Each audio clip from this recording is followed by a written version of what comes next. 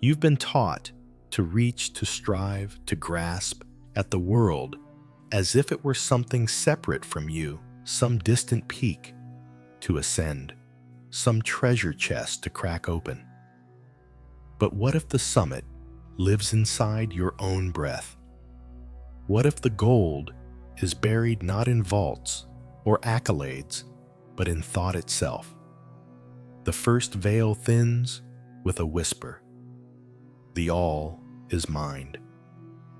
The world is mental, not metaphorically, but fundamentally. You do not simply think within a world, you dream it into being.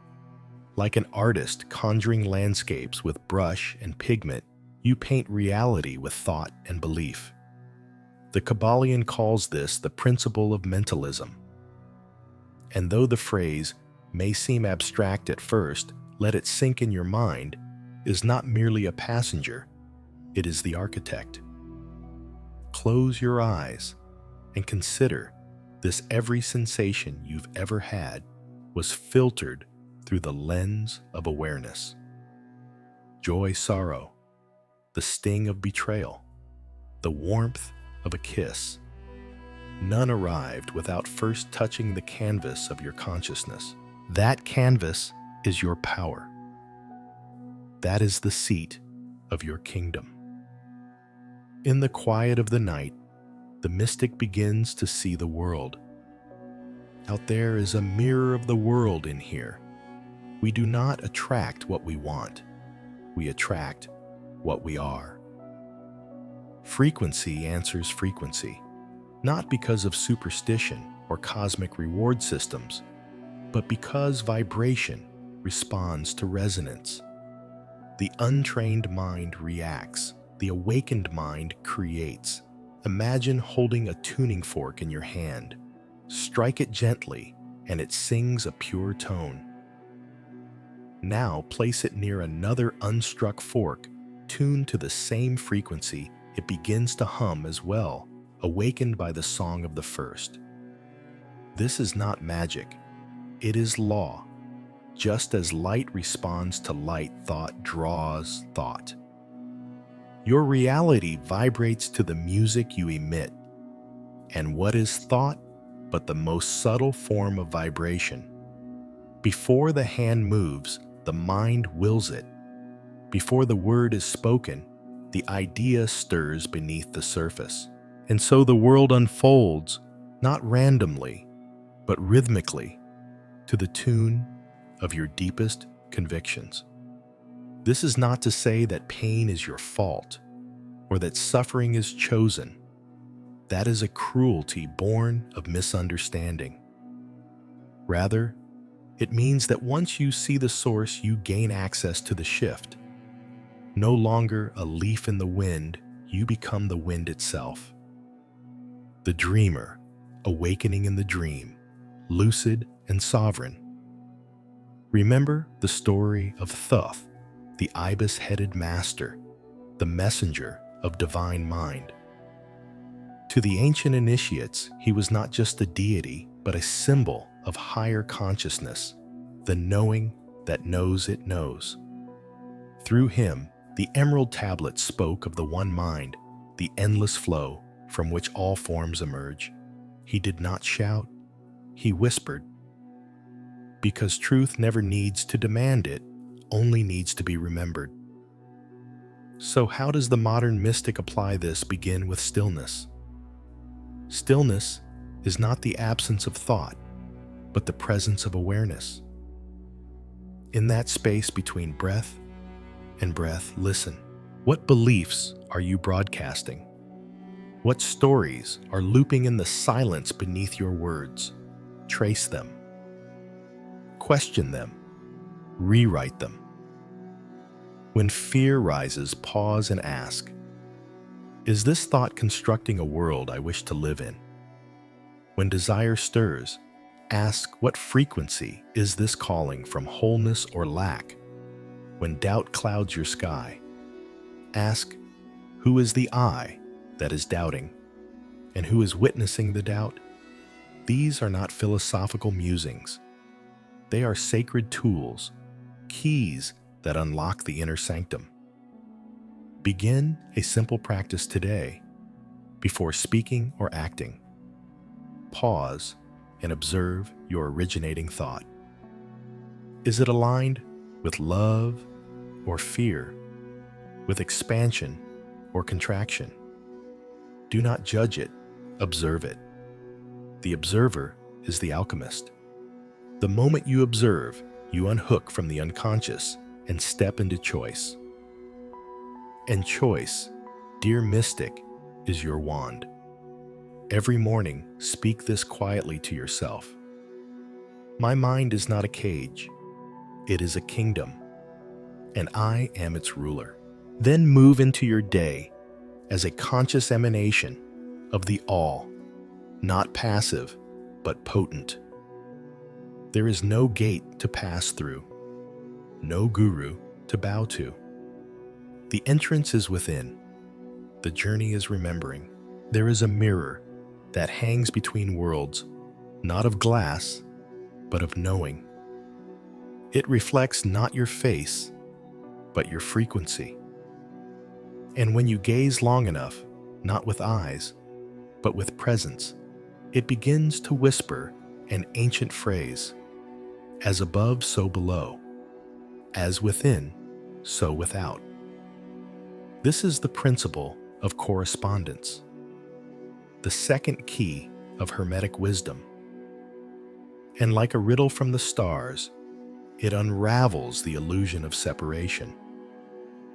You've been taught to look for answers in systems, in structures, in the outer architecture of life. But the world does not move independently of you. It reflects you. Not your mask, not your curated persona, but the deeper tide, the place your attention quietly rests when no one is watching. We do not see the world as it is. We see the world as we are.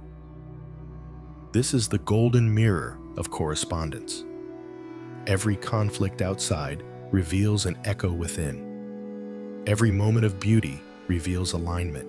To the untrained eye, this might seem a curse. Does this mean I caused my suffering? But no, this principle does not shame. It liberates. It tells you you are not powerless. You are not at the mercy of chaos. You are in constant dialogue with creation. Imagine walking through a dream where every building you pass, every person you meet, every whisper of wind responds to your mood like a tuning fork to tone. That is not imagination, it is analogy. Your life is an echo chamber of your inner weather. And this echo does not judge it, it simply repeats. A woman wakes and feels unloved.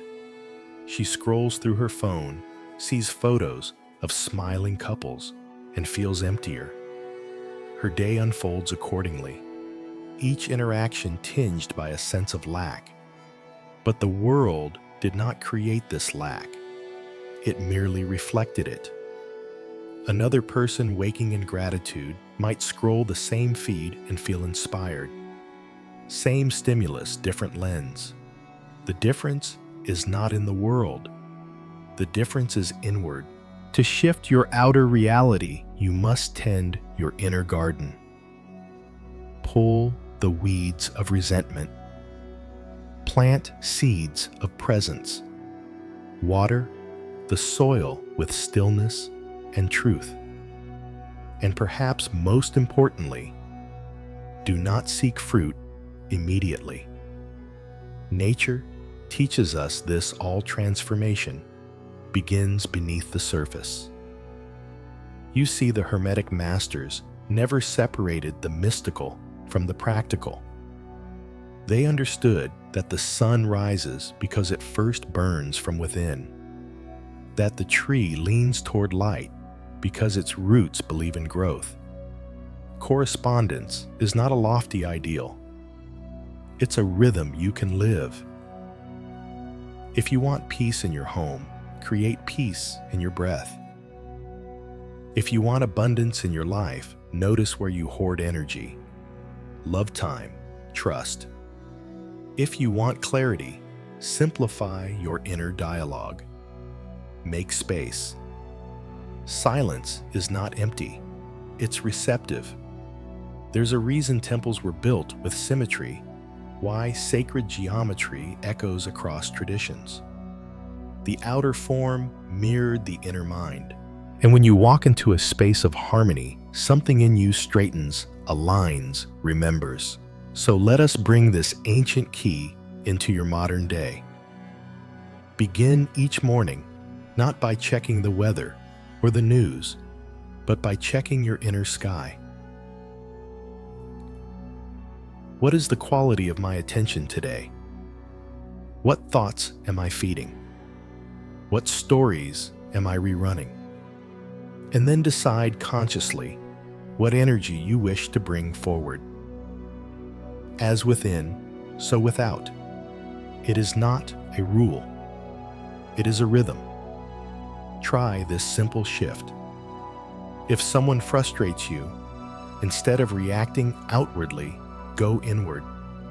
Ask, what is this mirroring in me? Where do I feel unseen, unacknowledged, unexpressed? You may not always find the answer immediately, but the act of turning within breaks the spell. It restores your sovereignty. This is not about perfection. It is about presence. Every time you choose to look within before lashing outward, you take one more step from illusion into initiation, and slowly the world begins to change, not because it bent to your will, but because you aligned your inner axis. The Kybalion says, just as the universe exists on three great planes, mental, physical, and spiritual, so does man. What you shift on one plane ripples through the others. A thought becomes a feeling becomes an action becomes your life. So ask yourself, now not with judgment, but with sacred curiosity, what world am I building inside me? What reflection am I preparing to meet? For in the end, the divine does not wait in some distant heaven. It looks back at you through your own eyes, whispering, as above, so within. We are born into a world of opposites, light and dark, birth and death, pleasure and pain. We spend much of our lives trying to escape one and cling to the other, fleeing sadness, chasing joy, labeling one good and the other bad. But the Hermetic teachings ask us to look again, not with judgment, but with wonder. For hidden within this dance of contrast lies the third great key, the principle of polarity. Everything is dual, says the Kybalion. Everything has poles. Everything has its pair of opposites. But this is not a curse, it is a clue. For in understanding polarity, we awaken the art of spiritual alchemy. Begin with the candle. Its flame brings light, but it requires darkness to be seen. Without shadow, there is no contrast. Without sorrow, joy would lose its sharpness. Each thing contains its opposite in seed form. Hot and cold are not different energies. They are degrees of the same thing. So too, with love and hate, fear and courage, hope and despair. The difference is one of vibration, not essence. The mystic begins to see this, and in doing so, they stop fighting life. They stop swinging wildly between poles and instead learn to transmute, to choose response over reaction, to lean into the higher end of the spectrum without denying the lower. Think of a piano. Each key is necessary for music, even the dissonant ones. A composer does not curse the low notes, they are what give meaning to the high. So too, your inner landscape. Do not curse your anger. It is a key pointing to where your values live. Do not flee your grief. It is the echo of your love, rippling through time. The alchemist, the modern mystic, does not suppress emotion, they refine it. They take raw experience and raise its frequency.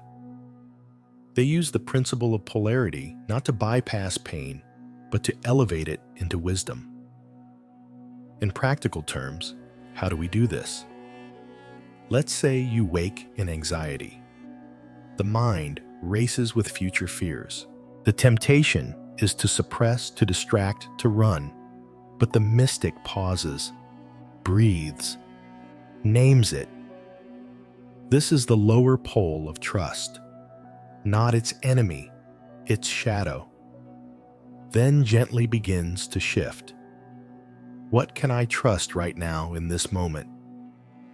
Perhaps it's the breath. Perhaps it's gravity holding you steady.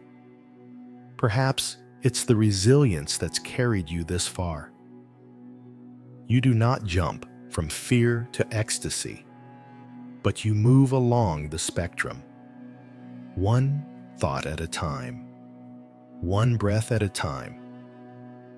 This is polarity in practice. You are not a victim of moods. You are the silent witness behind them.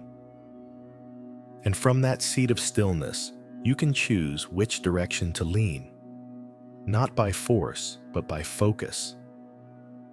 Like adjusting a dimmer switch, rather than flipping a light, small intentional shifts create momentum. You are not trying to banish the dark. You are learning to carry your own light through it. Thoth the great scribe understood this balance. With one hand, he held the stylus of intellect, with the other, the ankh of life. He wrote not just with knowledge, but with nuance. He knew that every truth contains its opposite. That wisdom does not cling, it dances. Consider relationships. How often do we split people into extremes, hero or villain, right or wrong? But polarity teaches us that everyone is a spectrum. The person who wounds you may also teach you. The moment that breaks, you may also rebuild you. So let your heart soften into paradox. Let it stretch wide enough to hold both light and shadow. That is the path of the mystic, not certainty, but spaciousness. Try this tonight. Sit quietly and name a polarity you're wrestling with. Perhaps it's control and surrender, or hope and fear. Visualize each as a point on a line. Then ask, where am I on this line today? Where do I want to lean? What thought, action, or breath would move me just 1 degree closer? Small shifts are sacred. They are the axis of transformation. Polarity is not punishment. It is invitation. An invitation to rise, to remember that every pendulum swing prepares the momentum for your return. The more you resist one pole, the more it controls you. But when you embrace both, you become the axis, the still point, the eye of the storm. And from that place of centered knowing, you don't just survive life, you begin to shape it. The dance of opposites becomes a ritual of becoming.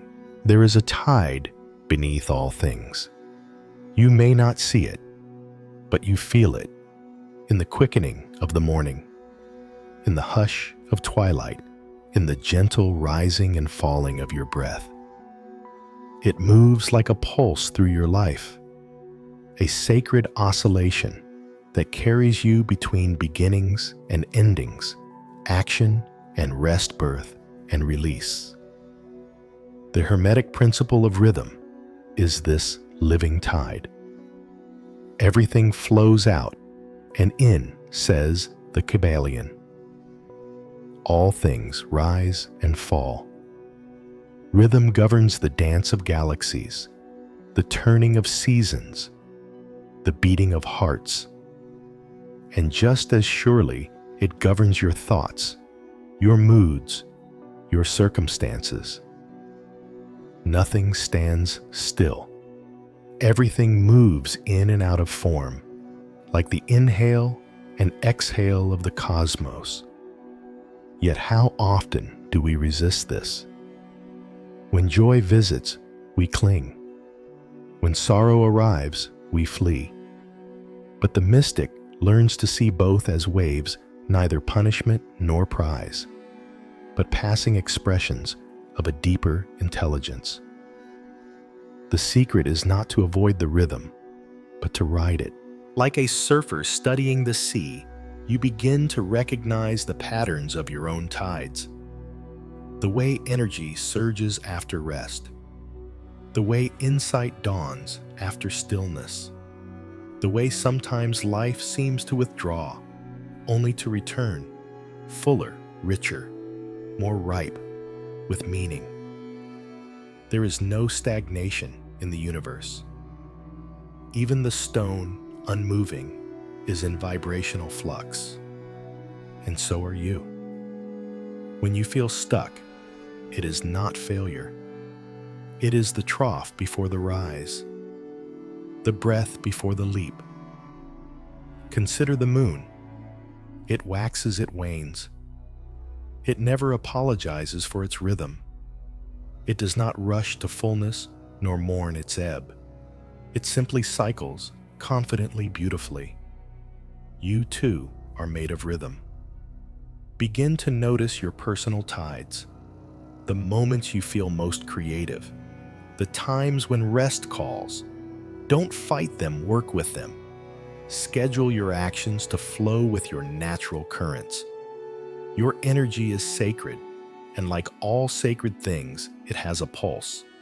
The ancient initiates knew this. They fasted with the moon. They studied planetary hours, not as superstition, but as synchronization. To live in rhythm is to live in harmony with the divine blueprint. Let this truth settle in. When your mood shifts, you are not broken. You are being breathed by the cosmos. And within this rhythm lies a profound power, the power of compensation. Life balances itself. What is taken returns. What contracts will expand. This is not poetic optimism, it is law. The pendulum swings equal to its arc. If you have descended into sorrow, know that the same depth awaits you in joy if you allow the swing. If you resist, you trap yourself in one side of the arc. But if you surrender, if you trust, you rise. Let's bring this into the practical. When you find yourself in a low tide, uninspired, tired, confused, pause. Instead of forcing motion, choose devotion. Tend to your inner roots. Journal. Walk. Nourish your vessel. Understand this is not regression. It is sacred withdrawal. The arrow pulls back before it flies. And when your high tide comes, when inspiration floods in, when your heart ignites, ride it with grace. Create, move, speak, serve. But do not burn the candle to ash. Know that the tide will recede again, and that's not failure, it's balance. Rhythm is the breath of the universe. Align with it, and you become its instrument. There's a soft strength in this way of being, the strength of the river that carves canyons not through force but through patient flow. The strength of the seed that knows when to sleep and when to burst. The strength of the mystic who no longer fights the tide but blesses it. Tonight, reflect on your rhythms. When do you feel most alive? Most quiet? What patterns repeat in your emotional life, your relationships, your creations? What if instead of resisting these patterns, you honored them as divine? You are not a machine. You are not meant to be linear, constant, unchanging. You are a wave, a pulse, a breath in motion. Let yourself be tidal. Let yourself return. There is a spark behind every motion, a silent whisper that moves the visible. The modern world calls it coincidence, chance luck. But the Hermetic masters knew otherwise. Behind every effect stands a cause. Behind every result, a thought. The fifth turning of the key reveals this mystery, the principle of cause and effect. And braided through it is its sacred twin gender, the union of the masculine and feminine energies that make all creation possible. Nothing happens by accident. There are no isolated events. All that arises, an encounter, an emotion, a breakthrough, a breakdown, has its roots in the unseen. In the moment you accept this, not as theory, but as lived truth, you reclaim the greatest power available to the mystic conscious creation. Not control. Creation. You are not here to manipulate the world like clay, twisting it into shapes that appease your ego. You are here to become an artist of vibration, a weaver of realities, to hold the masculine current of direction and the feminine current of receptivity in balance within yourself, and from their sacred union, birth new experience. The mind is the seed, emotion is the soil, repetition is the sun, and action, the willing act of alignment, is the rain. Together, they sprout the tree of your life. Think of a thought you've repeated often. I am not enough. Things never work out for me. Love is dangerous.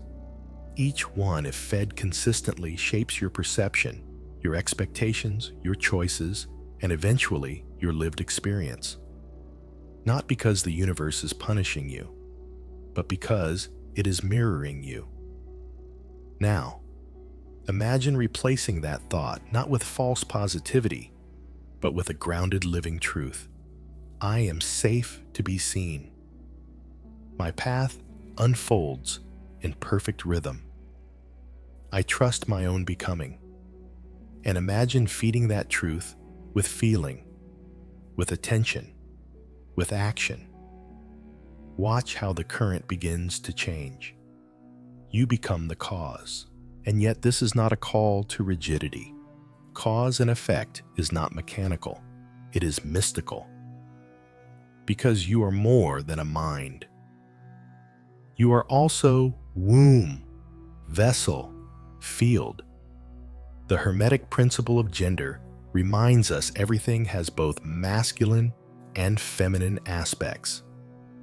To create, we must plant and allow, will and receive.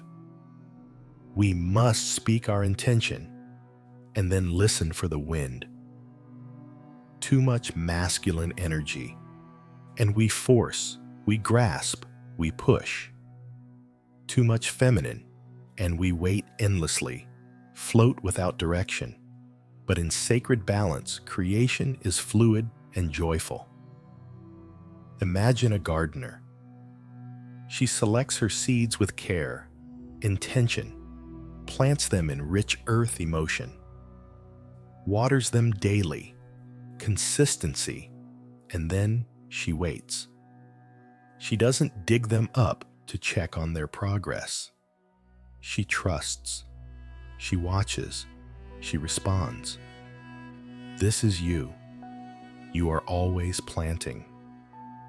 With every belief, every word, every reaction, you are sowing your future.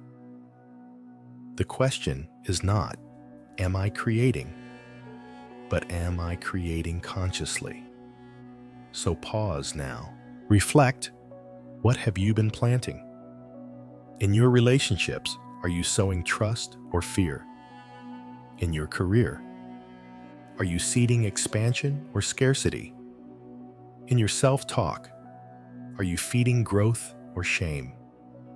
No judgment, only awareness. Awareness is the water that awakens dormant seeds. And now, the practice.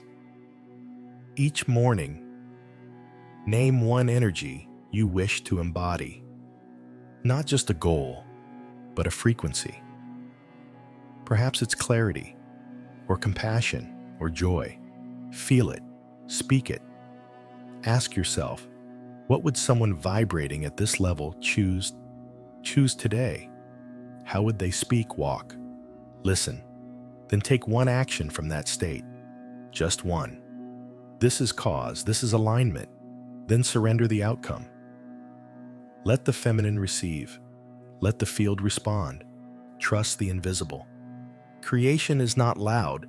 It is not always visible at first, but it is constant. Every mystical tradition speaks of the sacred marriage, the union of opposites, the fusion of fire and water, thought and feeling, intention and surrender.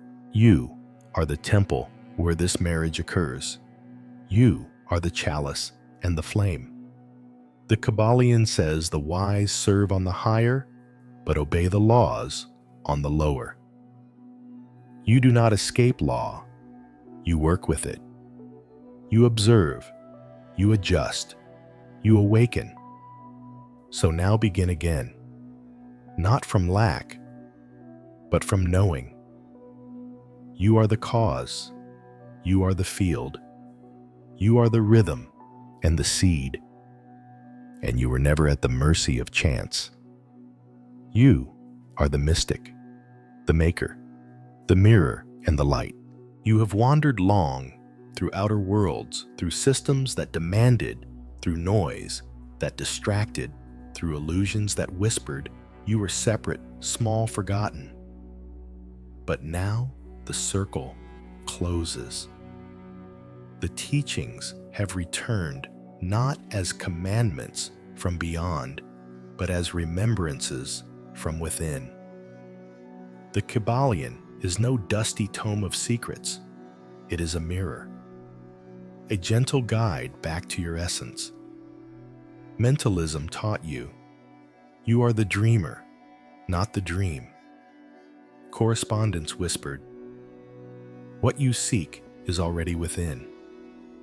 Polarity revealed, your power lies in choosing where to lean. Rhythm reminded, you are not broken, you are becoming. Cause and gender affirmed, you are both seed and sky source and vessel. Let this truth settle like evening light upon your soul. The mystery you've been chasing is already humming in your breath. You are the magician and the magic, the observer and the observed, the chalice and the fire. So move forward, now not to arrive somewhere new, but to live more deeply from the truth that was always yours. Let your thoughts be prayers. Let your emotions be maps. Let your days be rituals of quiet power. And when the world feels heavy again, as it sometimes will return to stillness, to breath, to the inner shift that changes everything. You are not becoming a mystic. You are remembering that you always were.